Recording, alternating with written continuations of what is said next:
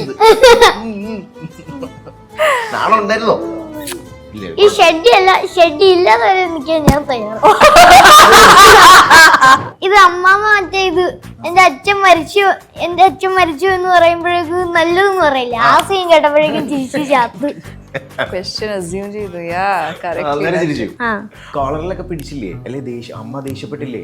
അന്നേരം ഞാൻ ശരിക്കും മേടിച്ചിട്ടുണ്ട്. മുള്ളാമര മുട്ടിയതായിരുന്നു ഇടിച്ചു വെച്ചതാ. അത് ശരിക്കും പേടിച്ചു പോയി. ശരിക്കും പേടിച്ചു. ഇത് ഞാൻ ചെയ്തപ്പോ പക്ഷെ മറ്റേ ബീനമ്മ കണ്ട് ഓടിച്ചിരിക്കുന്ന സീനി മാത്രം ഇത് പേടിച്ചില്ല. ആണല്ലേ? അത് കട്ടാക്കി കളഞ്ഞു തോന്നുന്നല്ലേ?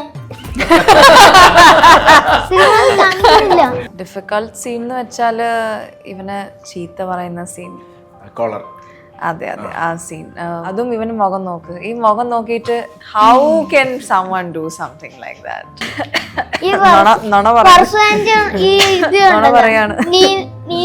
നീന്തല് പഠിപ്പിക്കുന്ന ടൈം ഇങ്ങോട്ട് പോയോട്ടോ. എനിക്കാണെങ്കിൽ പേടിയായിട്ട് വയ്യ.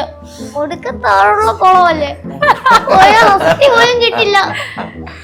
നെക്സ്റ്റ് ആദ്യക്കൂട്ടിന് ആരുടെ കൂടെ അഭിനയിക്കണം? ലാലേട്ടന്റെ മമ്മൂക്കയുടെ കൂടെ. ലാലേട്ടന്റെ കൂടെ ചെയ്യാം. ആക്ടേഴ്സ് ആവുമ്പോൾ റിജക്ഷൻ എല്ലാ ദിവസവും ഫേസ് ചെയ്യുന്ന ഒരു ജോലിയാണിത്. പക്ഷെ ഇതിന് I don't know, it's like ഇതെന്തായാലും എനിക്ക് ദൈവം കൈവച്ച് തരണം. ബാക്കിയെല്ലാം നമുക്ക് നോക്കാം, പക്ഷെ ഇതെങ്കിലും എനിക്ക് വേണം എന്നുള്ളൊരു ആ ഒരു വിഷയം എന്തായാലും.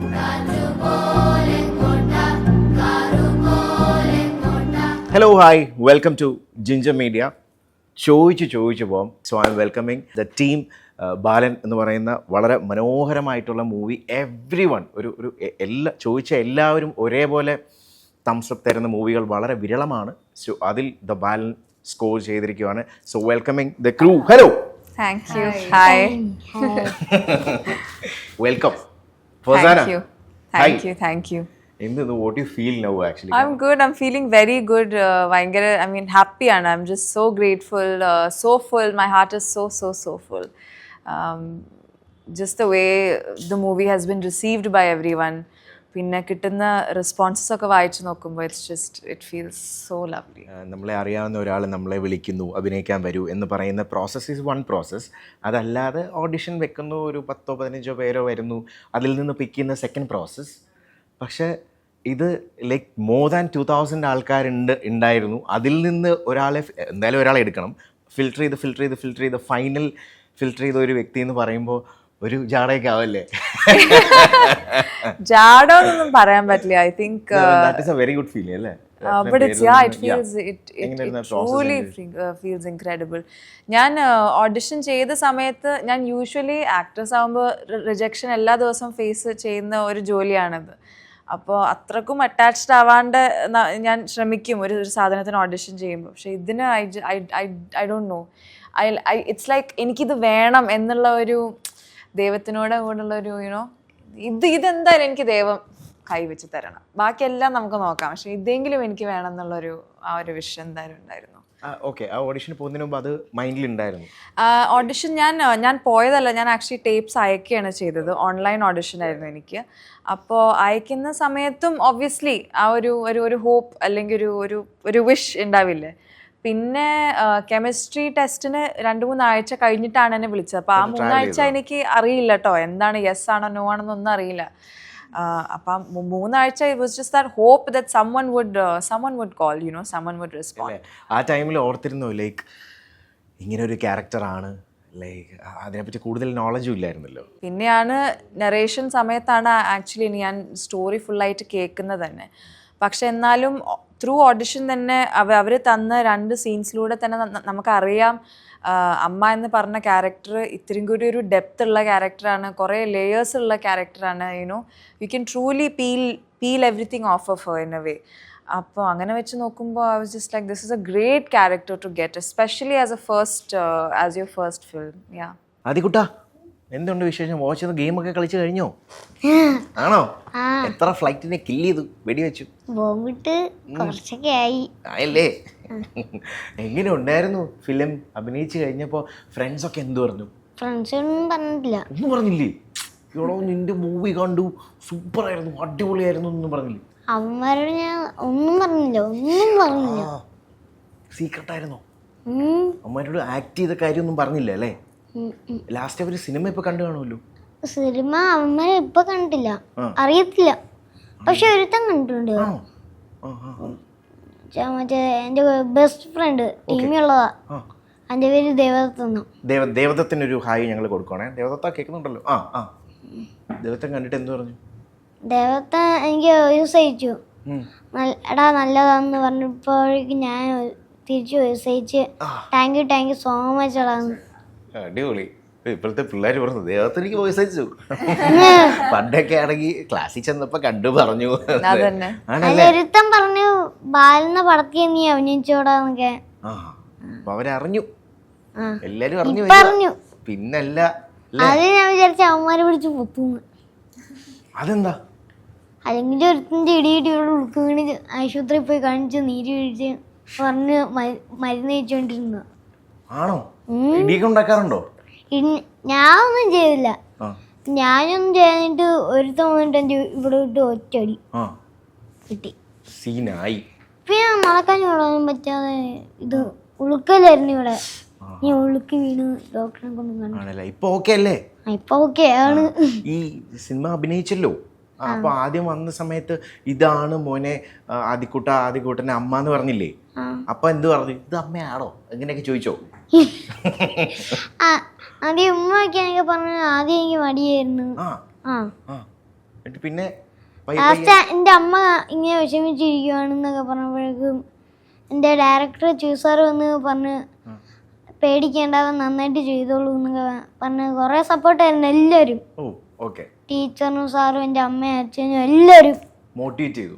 ഫുള്ളും സപ്പോർട്ടായിരുന്നു. ഏതായിരുന്നു ഏറ്റവും പാടുള്ള ഒരു ഇത്? കുറേ നടക്കണം, ഓടണം, അങ്ങനെയൊക്കെയുള്ള സാധനങ്ങൾ ഉണ്ടായിരുന്നല്ലോ സിനിമയിൽ. ഇത് ഏറ്റവും കൂടുതൽ മോൻ ഇങ്ങനെ ഇനിയും ചെയ്യണോ, അല്ലെങ്കിൽ ഇന്ന് വേണോ അങ്ങനെ പറഞ്ഞ ഏതെങ്കിലും ഒരു സീനുണ്ടോ? ഇല്ല. മറ്റേ പാലത്തിൽ കൂടെ ഒക്കെ നടന്നപ്പോ പറഞ്ഞല്ലേ അത് ചെയ്തില്ല. പക്ഷെ പനിയുള്ള സീനൊക്കെ പക്കയായിട്ട് ചെയ്ത്. അതൊക്കെ പക്കയാ അല്ലേ? ഇതിന് മുൻപ് ഞാൻ അഭിനയിച്ച പടത്തിന്റെ പേരൊന്ന് ഗസ് ചെയ്ത് നോക്ക. ഗസ് ചെയ്യണോ? ഞാൻ പറയത്തില്ല, ഗസ് ചെയ്ത് നോക്ക്. ഇല്ല പറയണം. ഇല്ല പ്ലീസ്. ഞാൻ പറയത്തില്ല. പറയണം. ഇല്ല പ്ലീസ്. ഞാൻ പറയത്തില്ല. പറഞ്ഞ ചോക്ലേറ്റ് മേടിച്ചു തരും. വേണ്ട, ചോക്ലേറ്റ് വേണ്ടെന്ന് ഞാൻ പറഞ്ഞിരിക്കും. മിനിറ്റിന് മുമ്പേ കഴിയുന്നതിന് മുമ്പ് ഞാൻ പറഞ്ഞിരിക്കും. ഓക്കെ അല്ലേ? ഉറപ്പാണേ? വാക്കാണേ? ഫോണിൽ നോക്കി പറയാൻ പാടില്ല. ഇല്ല ഞാൻ എന്റെ കയ്യിൽ ഫോൺ ഇല്ല. ഞാൻ ഇങ്ങനെ വെച്ചേക്കോ. ഞാൻ മടിയെ വെച്ചിരിക്കുന്നുണ്ട്. ഇല്ല, അത് ഇങ്ങനെ വെച്ചേക്കോ, നോക്കുന്നില്ല. ഓക്കെ. അങ്ങനെ ഈ കുട്ടി ഇങ്ങനെ വലുതായി ഇതേ തൊട്ടപ്പുറത്തിരിക്കുന്നു. ഹായ്. ഹായ്. എന്തുണ്ട് വിശേഷം? നല്ല വിശേഷം. ഇപ്പൊ ഇതെന്റെ ഫസ്റ്റ് ഫിലിമാണ്. അപ്പൊ വീട്ടുകാരും എല്ലാവരും പടം കണ്ട് നല്ല നല്ല റിവ്യൂസ് വരുന്നുണ്ട്. അപ്പൊ ഭയങ്കര ഹാപ്പിയാണ്. 10th-ലല്ലേ പഠിക്കുന്നത്? 10th-ലാണ് പഠിക്കുന്നത്. ഇനിയിപ്പോ എക്സാം ഒക്കെ എഴുതാൻ പോകുന്നു. അപ്പൊ എങ്ങനെയാണ് ഇതിലേക്ക് ഒരു എൻട്രി പരിപാടി വന്നത്? ഇതിലോട്ട് ഞാൻ ഗണിച്ചേട്ടൻ്റെ കാസ്റ്റിംഗ് കോൾ കണ്ട് തേവര പ്രൊഡക്ഷൻ ഹൗസിൽ ചെന്ന് അങ്ങനെയാണ് കിട്ടിയത് ഇത്. അത് കഴിഞ്ഞ് യു ആർ സെലക്ടഡ് എന്ന് പറയുന്നൊരു കോള് അല്ലെങ്കിൽ മെസ്സേജ് ആണോ ആദ്യം വന്നത്? അങ്ങനെയല്ല, എന്നോട് ആദ്യം പറഞ്ഞത് മുടി വെട്ടരുതെന്നായിരുന്നു. ഫസ്റ്റ് കണ്ടപ്പോൾ തന്നെ പോവാൻ നേരത്ത് പറഞ്ഞു മുടി ഇനിയൊന്നും ചെയ്യണ്ട. അപ്പൊ എനിക്ക് വലിയ ഉറപ്പൊന്നും ഉണ്ടായില്ല. കിട്ടി എന്നുള്ളൊരു ഇതായിരുന്നു. അപ്പോൾ കുറച്ച് ദിവസം പിറ്റേ ദിവസം ചിതു സാർ എന്നെ വിളിച്ച് ചിതു സാറോ അങ്ങനെ ഒരു സീൻ അഭിനയിപ്പിച്ച് പിന്നെയാണ് എനിക്ക് എഗ്രിമെന്റ് സൈൻ ചെയ്യാനായപ്പോഴാണ് ഒരു ഉറപ്പായത്. അത് കഴിഞ്ഞിട്ട് പറഞ്ഞോ ഇങ്ങനെയാണ് ഇതാണ് സീൻ അതൊക്കെ പറഞ്ഞു തരണമല്ലോ ആദ്യമൊക്കെ? ഇങ്ങനെ ഒരു കുട്ടിയാണ്, ഒരു വാശിയൊക്കെ ഉള്ള കുട്ടിയാണ് അല്ലേ? അങ്ങനെയൊക്കെ ഇല്ല? അതൊക്കെ പടത്തിന്റെ സെറ്റിൽ ചെന്ന് ആ ഒരു ടൈമിലാകുമ്പോഴാണ് പറഞ്ഞു. ഇപ്പൊ ഈ ഇതിന്റെ ഓഡീഷനൊക്കെ പോകാൻ വീട്ടിലൊക്കെ ഓക്കെ ആയിരുന്നു? വീട്ടുകാരൊക്കെ സപ്പോർട്ടായിരുന്നു. ചില്ലാണ്. അടിപൊളി. എന്നിട്ട് അവര് ഇത് കിട്ടിയെന്ന് അറിഞ്ഞപ്പോ എന്ത് പറഞ്ഞു? ആദ്യം വീട്ടുകാർക്ക് വലിയ വിശ്വാസമൊന്നും ആയില്ല. ചുമ്മാ പറയരുത് അങ്ങനെ പറഞ്ഞു. പക്ഷേ എഗ്രിമെന്റ് സൈൻ ചെയ്യാൻ പോയപ്പോ ഓക്കെ സെറ്റാണെന്ന് വീട്ടുകാർക്ക് ഒരു ഉറപ്പായി, വിശ്വാസമായി. പിന്നെ അങ്ങ് പോകുന്നു. അപ്പം പഠിത്തമൊക്കെ പ്രശ്നമായില്ലേ? കുറച്ച് പ്രോബ്ലംസ് വന്നു. പക്ഷേ വീട്ടുകാർ പറഞ്ഞ ഇതിപ്പോ എനിക്ക് ചെറുപ്പം മുതൽ സിനിമയിൽ അഭിനയിക്കണമെന്ന് ആഗ്രഹമുള്ളതുകൊണ്ട് വീട്ടുകാർ പറഞ്ഞു എന്നാ നീ ഇത് ചെയ്തോ, അടുത്ത വർഷമായാലും എഴുതാന്നുള്ളൊരു ഇത് പറഞ്ഞപ്പോൾ ഓക്കെ. ഇനി ഏത് മൂവി? ഞാനും അങ്ങനെയായിരുന്നു. സ്കൂളൊക്കെ കുറെ വർഷം മിസ്സാക്കിയിട്ട് അയ്യോ അവിടെ ലാസ്റ്റ് ടീച്ചർ എനിക്കറിയാം, ഞാൻ ഇത് കുറച്ചൊക്കെ പഠിച്ച വിഷയം ഉണ്ടായിരുന്നു, ഇതൊക്കെ നന്നായിട്ട് ചെയ്തു. മാത്സിനാണ് ഫുള്ളും കിട്ടിയത്. മാത്സിനു? ആ, മാത്സ് ആണ് എനിക്ക് സൂപ്പർ ഞാൻ സിമ്പിള്. ഞാനൊക്കെ മാത്സിന് 0 ഇത് ചിരിക്കുന്നത്. ഒരു രസത്തിന് ഓക്കെ, ഏറ്റവും പാടുള്ള സബ്ജക്ട് ഏതാ? പാടുന്ന വെച്ചാൽ ഇംഗ്ലീഷ്, മലയാളം, പിന്നെ ഇത്, പിന്നെ ഇത് ഹിന്ദി, അതൊക്കെയായിരുന്നു. ടീച്ചേഴ്സൊക്കെ എന്ത് പറഞ്ഞു? ടീച്ചറൊക്കെ ഭയങ്കര സപ്പോർട്ടായിരുന്നു. ആണ് ആ, ടീച്ചറും സാറും, ടീച്ചറും കണ്ട് സാറും കണ്ട്. ആണല്ലേ? ആ, ഏറ്റവും one of the important part of the മൂവിയാണ് തീർച്ചയായിട്ടും കോസ്റ്റ്യൂം. അപ്പോൾ ഈ മൂവിയിൽ നോക്കുമ്പോൾ അത് ഗംഭീരമായിട്ട് ചെയ്തിട്ടുണ്ട്. ബിക്കോസ് അതിൻ്റെ റീസൺ ഇത് മംഗലാപുരം ഏരിയ ഉണ്ട്, പിന്നെ ടൈമിൻ്റെ ഇതുണ്ട്, പല സ്ഥലങ്ങളിലോട്ട് മൂവ് ചെയ്യുന്നതുണ്ട്, പിന്നെ ആ സിറ്റുവേഷൻ ഉണ്ട്, പലരും പല ടൈപ്പ് ഓഫ് ആൾക്കാരാണ്. അപ്പോൾ അതിൻ്റെ ഒരു കൈയടി നമുക്ക് കൊടുക്കാം അല്ലേ? Thank you. ഇത് ഇങ്ങനെയൊക്കെ പറയൂ. യെസ്, എങ്ങനെ ഉണ്ടായിരുന്നു അല്ലേ ഈ ഒരു വർക്ക് വന്ന ടൈമിൽ? ഭയങ്കര എക്സൈറ്റഡ് ആയിരുന്നു. പിന്നെ ഭയങ്കര സീനിയർ ക്രൂ. അപ്പം എൻ്റെ ഫസ്റ്റ് ഡെബ്യൂ ആണ് മൂവി. എനിക്ക് ആദ്യം തോന്നിയത്, നമുക്ക് എപ്പോഴും അങ്ങനെയാണല്ലോ, ഡെബ്യൂ ചെയ്യുമ്പോൾ ഇത്രയും വലിയ ടെക്നീഷ്യൻസ് വരുമ്പോൾ നമുക്കൊരു വർക്ക് ചെയ്യാനുള്ള സ്പേസ് ഉണ്ടാവുമോ എന്നുള്ളൊരു പേടി ഉണ്ടായിരുന്നു. പക്ഷേ നേരെ ഓപ്പോസിറ്റ് ആയിരുന്നു. എല്ലാം what ever you want you can decide എന്നുള്ളതായിരുന്നു. ചിദംബരം ആയാലും ഷൈജൂക്കായാലും അജയൻ ചേട്ടനായാലും നമ്മുടെ അടുത്ത് ആ ഒരു അങ്ങനെ പുതിയതായിട്ട് വരുന്ന ഒരാളുടെ അടുത്ത് പെരുമാറുന്ന പോലെയല്ല, നമ്മളുടെ ആ ഒരു ക്രിയേറ്റീവ് കാര്യങ്ങളെ ഭയങ്കരമായിട്ട് അക്സെപ്റ്റ് ചെയ്ത് ആണ് മുന്നോട്ട് പോയത്. ഒരു പ്രാവശ്യം 2 പ്രാവശ്യം ഉണ്ടായിരുന്നുള്ളൂ പ്രപ്പ് മീറ്റിംഗ്. ബാക്കി എല്ലാവരും സെറ്റിലാണ് കണ്ടേക്കണം. അല്ലാതെ ഇതിനു മുമ്പ് എനിക്കിത് കാണണം അങ്ങനെ നമ്മളെ. അപ്പം അങ്ങനെ വരുമ്പോൾ നമുക്ക് ഓപ്പോസിറ്റ് നിൽക്കുന്ന ടെക്നീഷ്യൻ നമുക്ക് വിശ്വാസം ഇല്ലാത്ത പോലെ തോന്നും. എല്ലാം ഇങ്ങനെ അപ്രൂവ് ചെയ്ത് പോകുമ്പം ആകെ ഉണ്ടായിരുന്നത് നമുക്ക് ഞാൻ എന്താ ചെയ്യാൻ പോണത് എന്ന് പറയുന്ന ഒരു 2 മീറ്റിംഗ്സ് ഉണ്ടായിരുന്നു. ശരി, ലുക്ക് ബുക്ക് കാണിക്കാൻ. അതല്ലാതെ വേറെ ഒന്നും ഉണ്ടായിട്ടില്ല. ഇനിയിപ്പോൾ ഇതാണെങ്കിലും കോസ്റ്റ്യൂംസ് ഒക്കെ സോഴ്സ് ചെയ്യുന്ന രീതിയിൽ ഡിഫറെൻ്റ് ആയിരിക്കാം. പല കോസ്റ്റ്യൂം ഡിസൈനേഴ്സും പല രീതിയിലായിരിക്കാം മേക്ക് ചെയ്യുന്ന രീതി. അപ്പം എങ്ങനെയായിരുന്നു അതിൻ്റെ ഒരു? നമ്മുടെ ഈ പടത്തിന് ശരിക്കും ഇത് കുറച്ച് എന്താ പറയുക, പീരീഡ്സ് എന്ന് പറഞ്ഞാൽ വലിയ കാലഘട്ടങ്ങളൊന്നും അല്ല, പക്ഷെ എന്നാലും കുറച്ച് വർഷം മുന്നേ ഉള്ള രീതിയിലാണ്. അപ്പം അതുകൊണ്ട് തന്നെ ഒന്നും നമ്മൾ ഷർട്ടായിട്ടോ അല്ലെങ്കിൽ ഇതായിട്ടോ ഒന്നും വാങ്ങിയിട്ടില്ല. മോസ്റ്റ് ഓഫ് സാധനങ്ങളും നമ്മൾ സ്റ്റിച്ചിങ് ആണ് ചെയ്തത്. അപ്പം അതുകൊണ്ട് തന്നെ എല്ലാത്തിനും ഫാബ്രിക്സ് ആണ് വാങ്ങിയത്. പിന്നെ ബാംഗ്ലൂരും ഡൽഹി അങ്ങനത്തെ മാർക്കറ്റ്സ്, ഫാബ്രിക്സ് മാത്രം കിട്ടുന്ന മാർക്കറ്റ്സിൽ പോയിട്ട് ഫാബ്രിക്സ് എല്ലാം സോഴ്സ് ചെയ്ത് കൊണ്ടുവന്നത്. അത് പ്രീ സോഴ്സിങ് ആയിരുന്നു. അതായത് ആ മൂവിക്ക് വേണ്ട ഓൾമോസ്റ്റ് എനിക്കൊന്ന് ക്ലൈമാക്സ് വരെയുള്ള മൂവിയുടെ ഫാബ്രിക്സ് നമ്മൾ ആദ്യം തന്നെ പ്രീ സോഴ്സ് ചെയ്തു. പിന്നെ കുറേ ത്രിഫ്റ്റിംഗ് ഉണ്ടായിരുന്നു. കാരണം നമുക്ക് കുറേ സാധനങ്ങൾ പഴയ ഫീല് കിട്ടുന്ന ത്രിഫ്റ്റ് ഷോപ്പുകളെ കുറേ റെഫർ ചെയ്ത് എടുത്തു. അങ്ങനെയൊക്കെയാണ് ചെയ്തത്. പിന്നെ എനിക്ക് തോന്നുന്നു ആ മൂഡ് അനുസരിച്ച് അത് മാച്ച് ചെയ്തിട്ടുണ്ട്. കാരണം ഒന്ന് പ്ലസന്റ് ആവുന്ന ഏരിയയിൽ ആ ഒരു റെഡ് പിടിച്ചു. അത് ഓൾറെഡി സ്ക്രിപ്റ്റിൽ ആ സാധനം ബ്രീഫിംഗ് ഉണ്ട്. അതായത് അത്രയും നാള് ആ ക്യാരക്ടേഴ്സ് വാണ്ടറിങ്. എൻ്റെ ഒരു പാലറ്റ് ഉണ്ട് ശരിക്കും പറഞ്ഞു കഴിഞ്ഞാൽ. അത് പുറത്ത് ഡീകോഡിങ് വരുന്നതേ ഉള്ളൂ. പാലറ്റിൽ തന്നെ ആ ക്യാരക്ടറിന് കൊടുത്തിരിക്കുന്ന വാണ്ടറിങ്, സ്റ്റിൽനെസ് ആൻഡ് സർവൈവ് എന്നുള്ളതാണ്. അപ്പോൾ വാണ്ടറിങ് എന്ന് പറഞ്ഞു കഴിഞ്ഞാൽ അവർ അത്രയും നാളും ഇങ്ങനെ അലഞ്ഞ് റണ്ണിങ് സ്റ്റേറ്റ്മെന്റിലാണ്. സ്റ്റില്ലാണ് ശരിക്കും പറഞ്ഞു കഴിഞ്ഞാൽ ആ വീട്ടിലേക്ക് എത്തുമ്പോഴും ബാക്കിയുള്ള കാര്യങ്ങളും ചെയ്യുന്നത്. അപ്പോൾ അവിടെ കൊടുത്തിരിക്കുന്ന അവിടെയാണ് 2 എക്സ്ട്രാ ചുരിദാർ അപ്ലൈ ചെയ്തിരിക്കുന്നത്. അപ്പൊ അങ്ങനത്തെ പിന്നെ ഓർണമെന്റ്സ് ആയാലും ഞങ്ങൾ ഹാപ്പി ആയപ്പോ. പക്ഷെ ചെയ്തതിൽ ഇത്രയും സീനിൽ ഇപ്പോൾ ഒരു ഡിഫിക്കൽട്ടി എന്ന് ഞാൻ പറയുന്നില്ല, ബട്ട് സ്റ്റിൽ മേ ബി ഒരു കോംബോ ആയിരിക്കാം, ഒരു കൈൻഡ് ഓഫ് സീൻ അതേതായിരിക്കാം. ഡിഫിക്കൽട്ട് സീൻ എന്ന് വെച്ചാൽ ഇവനെ ചീത്ത പറയുന്ന സീൻ, കോളർ. അതെ ആ സീൻ. ഞാൻ യൂഷ്വലി ഒരു ക്വയറ്റ് പേഴ്സണാണ്. എനിക്കങ്ങനെ ആരോടും ഷൗട്ട് അല്ലെങ്കിൽ സ്ക്രീം അല്ലെങ്കിൽ ദേഷ്യത്തിൽ സംസാരിക്കുന്നത്, ദേഷ്യം ചിലപ്പോൾ മുഖത്ത് കാണും, പക്ഷെ എന്നാലും ടോൺ സെയിം തന്നെ ആയിരിക്കും. അതും ഇവന് മുഖം നോക്ക്, ഈ മുഖം നോക്കിയിട്ട് how can someone do something like that. So എന്റെ അമ്മയ്ക്ക് പോലും എന്റെ മുഖം നോക്കി തല്ലാൻ തോന്നുന്നുണ്ട്.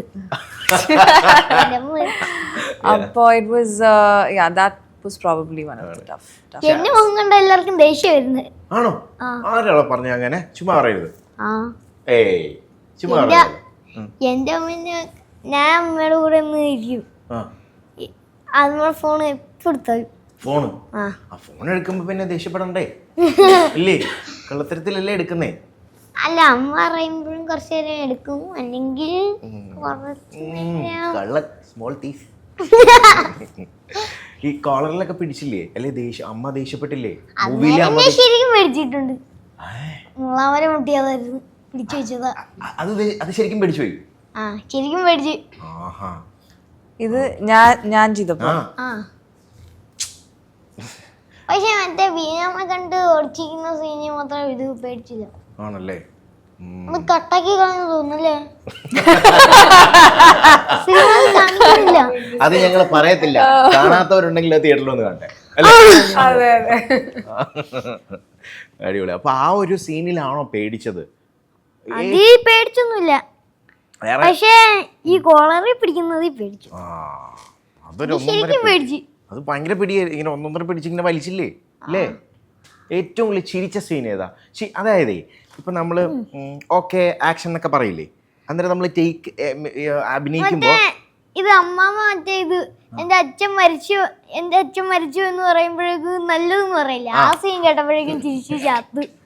ക്വസ്റ്റ്യൻ അസ്യൂം ചെയ്തു. അന്നേരം ചിരിച്ചു. അപ്പൊ പറഞ്ഞോ? ചിരിച്ചു കൊടലും പറഞ്ഞിന്റെ. ദൈവമേ. അപ്പൊ പറഞ്ഞോ? ഡയറക്ടർ സാറൊക്കെ വന്ന് പറഞ്ഞോ മോനെ അവിടെ ചിരിക്കരുത്, നമ്മൾ അഭിനയിക്കുകയാണ്, അങ്ങനെ പറഞ്ഞോ?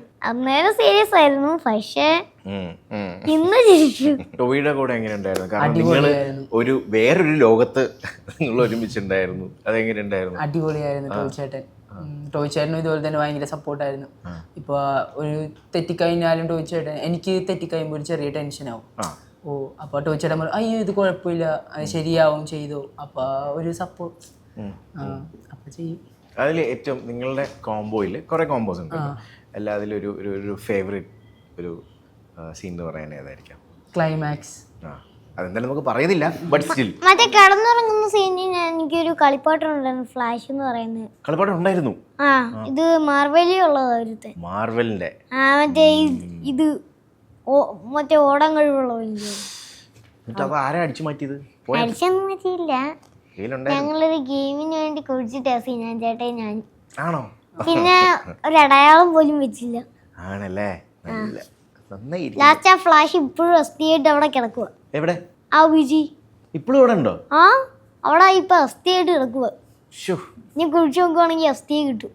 നമുക്കൊന്ന് പോയി നോക്കാം, എന്തായാലും അടുത്ത പടത്തിന് പോയി നോക്കാം. സീനിലേക്ക് വരുമ്പോൾ ഒരു ക്ലൈമാക്സ്, അതല്ലാതെ ഇപ്പം നിങ്ങൾ അവിടെ നിൽക്കുന്ന ഒരു ടൈം ഉണ്ടല്ലോ, അതിലാണെങ്കിലും പുള്ളിയുടെ അടുത്ത് പോകുന്നു, നിങ്ങളുടെ കുറേ കോമ്പോസ് ഉണ്ടല്ലോ, അതിൽ ഏറ്റവും ഇൻട്രസ്റ്റിംഗ് ആയിട്ട് തോന്നിയൊരു? എനിക്ക് ശരിക്കും ഏറ്റവും ഇൻട്രസ്റ്റിംഗ് ആയിട്ട് തോന്നിയത് ക്ലൈമാക്സിലെ ആ വീട്ടിലെ സീനാണ്. അതാണ് എനിക്ക് ഏറ്റവും ഇഷ്ടമായിട്ട് തോന്നിയത്. പിന്നെ എല്ലാം എനിക്ക് ഭയങ്കര ടോയ് ചേട്ടനായിട്ടാണ് അഭിനയിക്കണം. അതെ, എല്ലാം ഫേവറേറ്റ് ആണ്.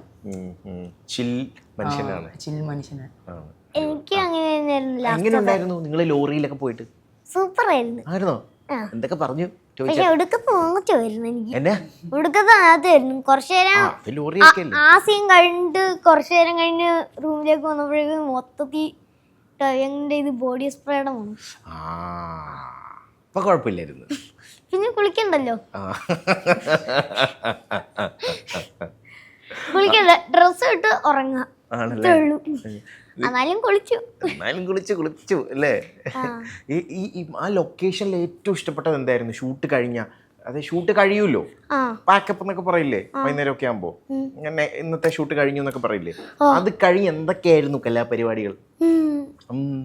TV കാണും, അല്ലെങ്കിൽ ഫോൺ കാണും, അല്ലെങ്കിൽ സിനാൻ ചേട്ടൻ റൂമിൽ പോയി കളിക്കും, അല്ലെങ്കിൽ ഇത് ആര്യൻ ചേട്ടയുടെ മുറിയിൽ പോകും, അല്ലെങ്കിൽ ഇത് പുറത്തൊക്കെ പോയി കറങ്ങും, അല്ലെങ്കിൽ സ്വിമ്മിംഗ് പൂളിന്റെ അവിടെ പോയിരിക്കും. പക്ഷെ സ്വിമ്മിംഗ് പൂളിൽ കളിച്ചിട്ടുണ്ട് ഞങ്ങള്. എനിക്ക് ഒത്തിരി ആഴമുണ്ട്, ചെറിയ ആഴമുള്ളത്. ഞാൻ ചെറിയ ആഴത്തിലാണ് കുളിച്ചത്. പഠിച്ചിട്ടുണ്ട്, പക്ഷെ ഇത് വലിയ ആഴങ്ങളിലൊക്കെ പേടിയാ. ഞാൻ ചേട്ടാണ് വലിയ ആഴത്തിൽ പോയത്. പക്ഷെ മറ്റേ നീന്തൽ പഠിച്ചിട്ട് ഇത് സ്വിമ്മിങ് അറിയാം, പക്ഷെ സ്വിമ്മിങ് മറ്റേ ചെറിയ ആഴമാണെങ്കിൽ ഈ നുണ പെർസെന്റ് ഈ ഇത് പറയാണ്. നീന്തൽ പഠിപ്പിക്കുന്ന ടൈം ഇങ്ങോട്ട് കൈ ആട്ടും. എനിക്കാണെങ്കിൽ പേടിയായിട്ട് വയ്യ. ഒടുക്ക താഴെയുള്ള കുളമല്ലേ, പോയ വസ്തി പോലും കിട്ടില്ല. മനസ്സിലായല്ലോ ഇപ്പൊ. പണ്ട് കഴിഞ്ഞ നീന്തറിയാതെ ഉപ്പ് വെച്ച് ശരീരം വെച്ചിട്ട് വെള്ളത്തിൽ ചാടിയതാ. പണ്ട് വളരെ വർഷങ്ങൾക്ക് മുമ്പ്. ആ അന്നേരം എന്നെ കൈപിടിച്ച് കയറ്റി എന്റെ ചേട്ടൻ മാത്രം ഉണ്ടായിരുന്നു. ഓ, ഈ ഞാനൊരു കാര്യം ചോദിച്ചോട്ടെ, ഡ്രസ്സൊക്കെ ഊരി നിർത്തിയില്ലേ, എങ്ങനെ ഉണ്ടായിരുന്നു?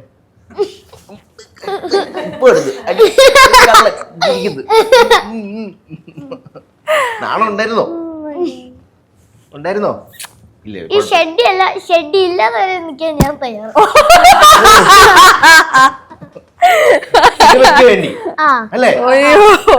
ഡെഡിക്കേഷൻ എന്ന് പറയുന്നത് അല്ലേ, അതൊരു വ്യക്തിയുടെ ഡെഡിക്കേഷനാണ്. അത് പറഞ്ഞ ഡെയിലി അങ്ങനെ തുണി ഇല്ലാതെ നടക്കുന്നല്ല. വാർണിംഗ് തന്ന. അപ്പൊ ഫിലിമിന് വേണ്ടി എന്തും ഓക്കെയാണ്, റെഡിയാണ്. ഇനി നെക്സ്റ്റ് ആദ്യക്കൂട്ടിന് ആരുടെ കൂടെ അഭിനയിക്കണം? ലാലേട്ടന്റെ കൂടെ ആണ്. ലാലേട്ടന്റെ മമ്മൂക്കയുടെ കൂടെ. ഓ, മമ്മൂക്കയുടെ ലാലേട്ടന്റെ കൂടെ നമുക്കത് ചെയ്യാം അല്ലേ? അങ്ങനെ വരട്ടെ. സിനാന് ശരിക്കും ആക്ടിങ് ഒരു പാഷൻ തന്നെ ആയിരുന്നു, അല്ലെങ്കിൽ തീർച്ചയായിട്ടും ഓഡിഷൻ അയക്കില്ല. ചെറുപ്പം മുതൽ സിനിമയിൽ അഭിനയിക്കാൻ ഇഷ്ടമായിരുന്നു. അതാണ് ഇങ്ങനെ ഒരു കാസ്റ്റിംഗ് കോൾ കണ്ടപ്പോ ഞാൻ ചെന്നത്. അതിനോടൊരു തീവ്രമായ ആഗ്രഹം ഉണ്ടായിരുന്നു. ഫർസാനൊക്കെ പക്ഷേ ആക്ച്വലി എനിക്ക് അങ്ങനെ ഒരു ഐഡിയ ഒന്നും ഉണ്ടായിരുന്നില്ല, ആക്ടിങ് ചെയ്യണം എന്നുള്ള ഐഡിയ അങ്ങനെ ക്ലിയർ ആയിട്ടൊന്നും ഉണ്ടായിരുന്നില്ല. പക്ഷെ ഞാൻ ചെറുപ്പത്തിൽ സിനിമ കാണുമ്പോൾ, ഞാൻ സ്കൂളിൽ നിന്ന് വന്നാൽ ഉച്ച ഒരു മണി 1:30-2 മണി എത്തിയാൽ വീട്ടിൽ ഉമ്മയും ഉപ്പയും ജോലിക്ക് പോയിരിക്കും. അപ്പോൾ എനിക്ക് ഇഷ്ടമുള്ള സിനിമ കാണാം, TV ഓൺ ചെയ്ത് ഏഷ്യാനെറ്റിൽ അല്ലെങ്കിൽ സൂര്യ TVയിലുള്ള കാര്യങ്ങളെല്ലാം ഇരുന്ന് കാണും ഞാൻ. അപ്പോൾ ആ സമയത്ത് ഞാൻ സിനിമ കഴിഞ്ഞാൽ ഞാൻ 2 ക്യാരക്ടേഴ്സിൻ്റെയും ഡയലോഗും പറയും, ഇവിടുന്ന് ഒരു സാധനം പറയും, ഇവിടെ വന്നിട്ട് മറ്റേ കാര്യം പറയും, ഇങ്ങനെയുള്ള ആക്ഷൻസ് ഒക്കെ ചെയ്യും. അപ്പൊ ഞാൻ ഇതൊക്കെ ഞാൻ ആ സമയത്ത് ചെയ്യുമായിരുന്നു. 7-8 വയസ്സ്. സെയിം. എടാ വില്ല, കറക്റ്റ് ആയിരുന്നു അല്ലേ? കളിക്കാനെങ്കിലും കൂട്ടണമെങ്കിൽ ഞാൻ അങ്ങനെ ചെയ്തില്ല. ഓക്കെ. അപ്പൊ അങ്ങനെ ഇങ്ങനെ അതന്നെ, അത് ഇപ്പൊ ആക്ച്വലി ചിന്തിക്കുമ്പോ അതൊരു പ്രാന്തായിരുന്നു എന്ന് തോന്നുന്നു. But that's it. പിന്നെ കോളേജിൽ ജോയിൻ ചെയ്തപ്പോഴാണ് ഞാൻ ഡ്രാമ ഒക്കെ അതെങ്ങനെ ഒരു ഹാപ്പനിങ് വഴി ജോയിൻ ചെയ്തത്. അപ്പോഴാണ് പിന്നെ എനിക്ക് തോന്നിയത് okay may be something new I could try. Okay, സ്റ്റേജിൽ it's something else for sure. അപ്പോൾ ക്യാമറയുടെ മുന്നിൽ എങ്ങനെയായിരിക്കും എക്സ്പീരിയൻസ് എന്നറിയില്ല. Let's give it a go. ശരി, അങ്ങനെയാണ്.